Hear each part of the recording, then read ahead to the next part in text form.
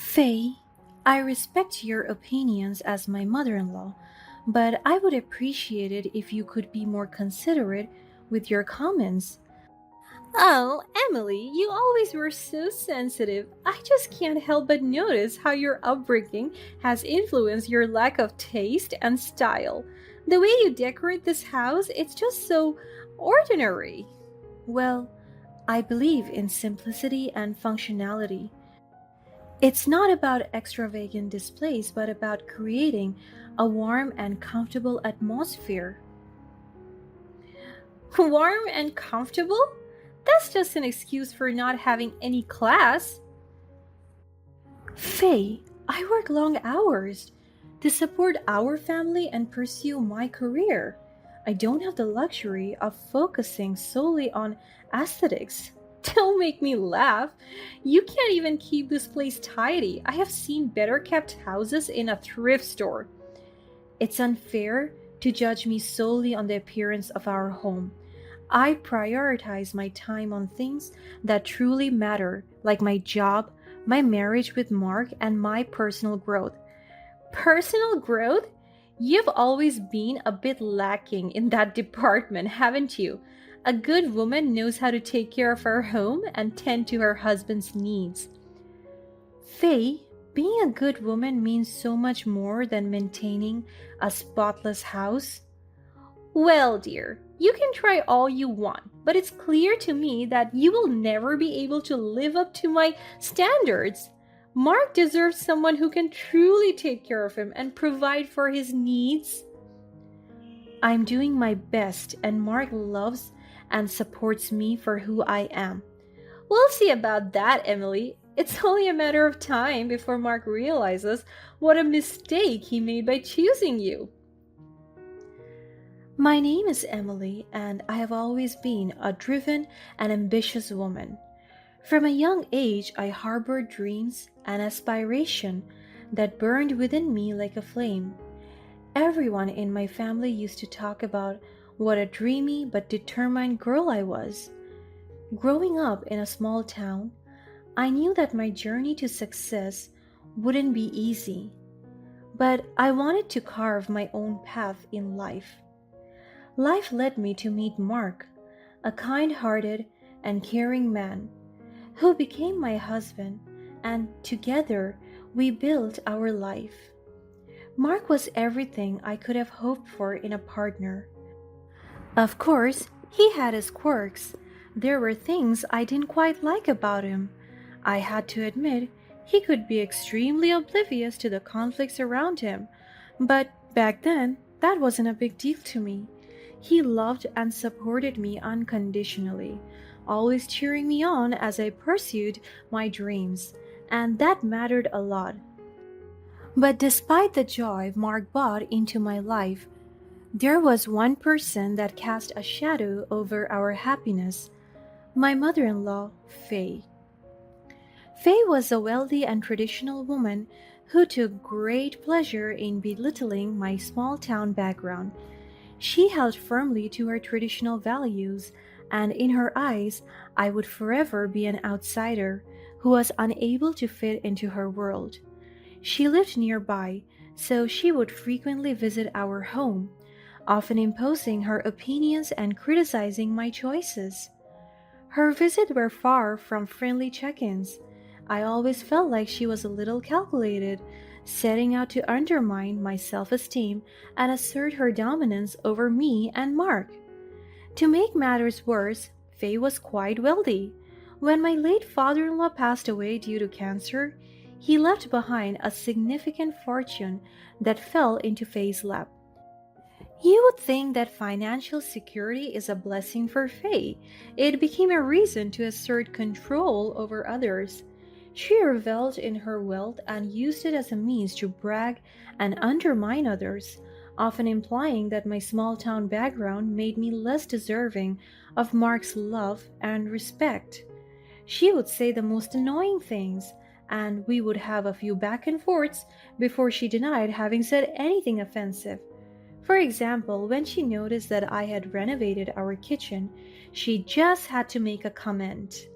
Oh, Emily, I must say, the color of the countertop in your kitchen is quite hideous. Green? Really? Well, I think it brings a sense of freshness to the space.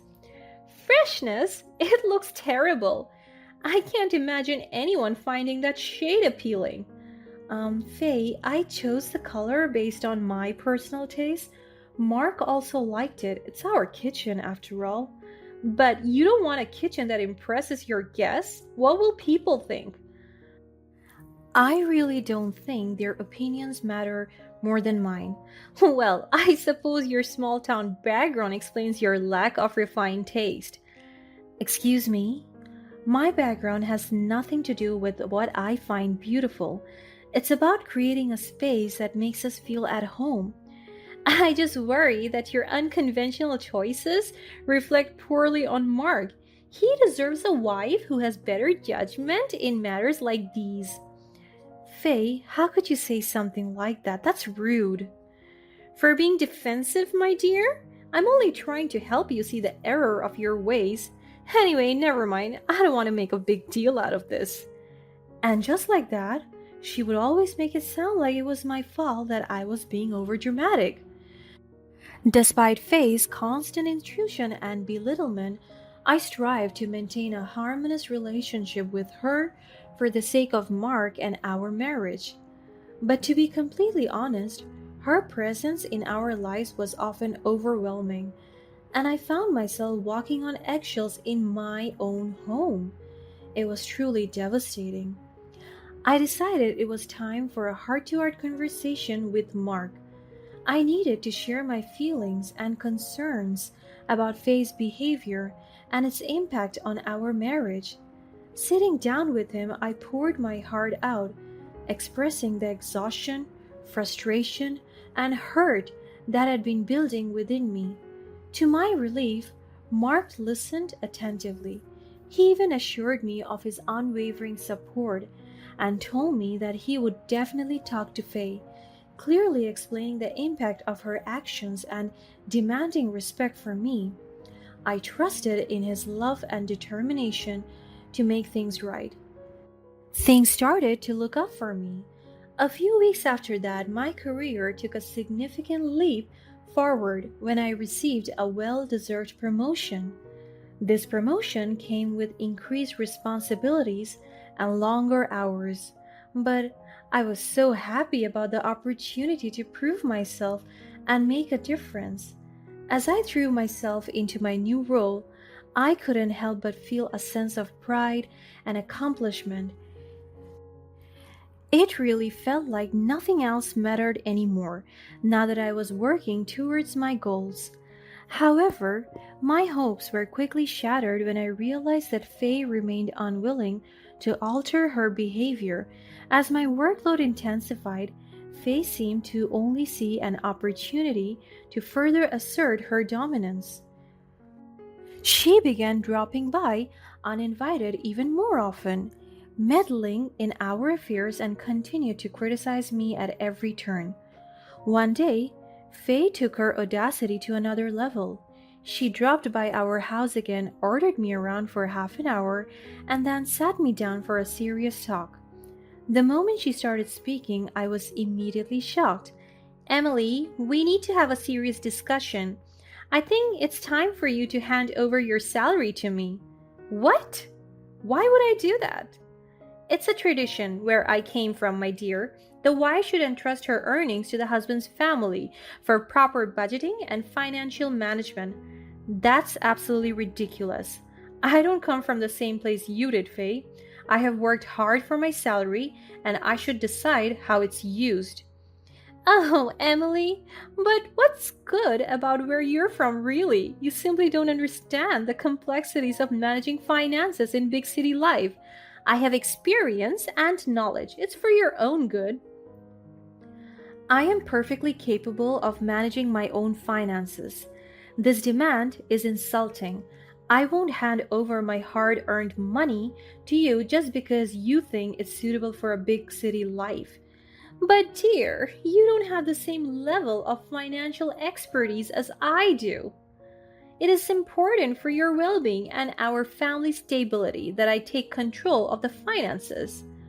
Faye, this tradition you speak of has no place in our modern lives. You're being defensive, Emily. I'm only looking out for your best interests. No, you're attempting to undermine my independence. I do not deserve this. Fine. If you insist on being stubborn and refusing my help, then it's on you. But don't come crying to me when you find yourself overwhelmed and drowning in financial chaos. I won't need your help, Faye. Well, if you're so confident, go ahead. But don't say I didn't warn you. Try your best, alright? Her demand was not only absurd, but also extremely insulting. Yet she acted like she was only doing that for my own good.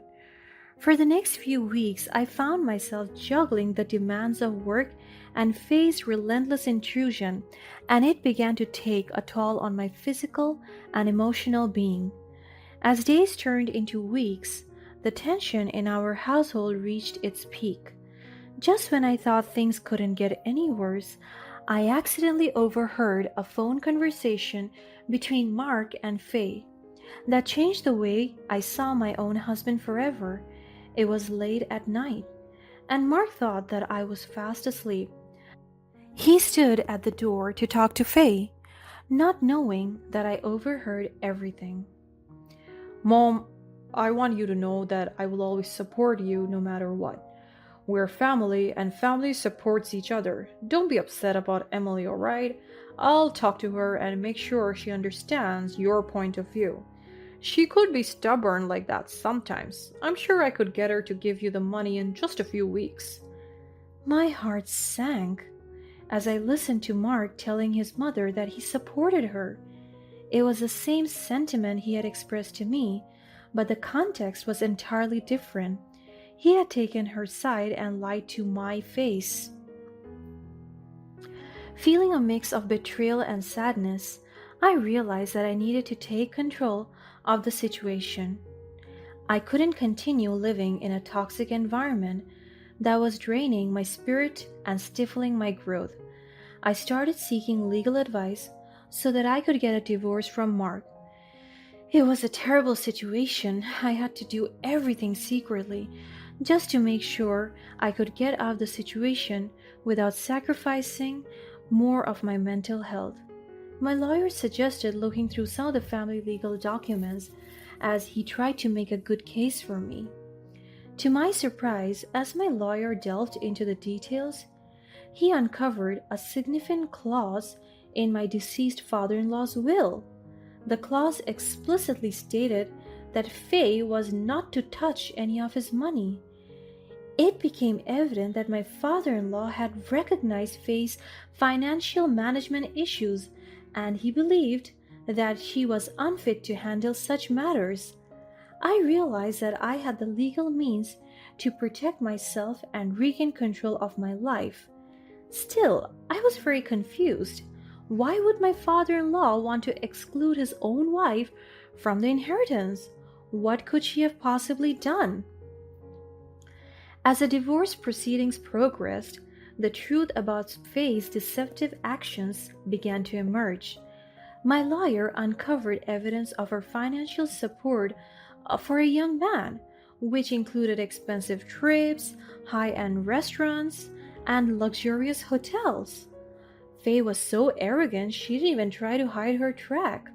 All the receipts were left inside the family documents folder since she was so sure that I was too stupid to understand finance.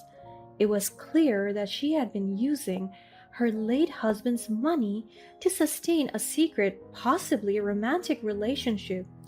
I was completely in shock and didn't know what to do with that information.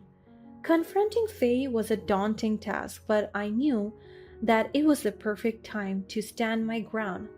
I wasn't going to let it go so easily, especially after everything that she had done to me. I hired someone to find Faye's young lover and get his contact.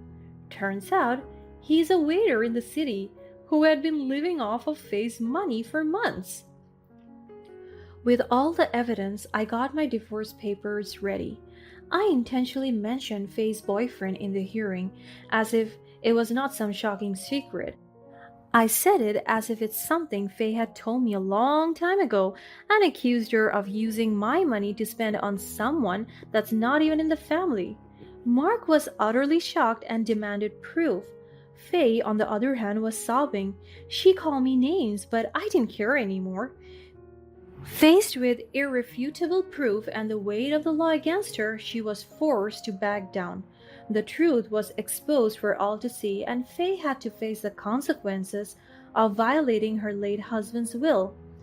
In the final statement, Faye was required to pay a substantial fine for her transgressions. The money she had wrongfully claimed was redirected to charities as outlined in my father in law's will. It was a fitting resolution, ensuring that the wealth he had left behind would be used for the greater good.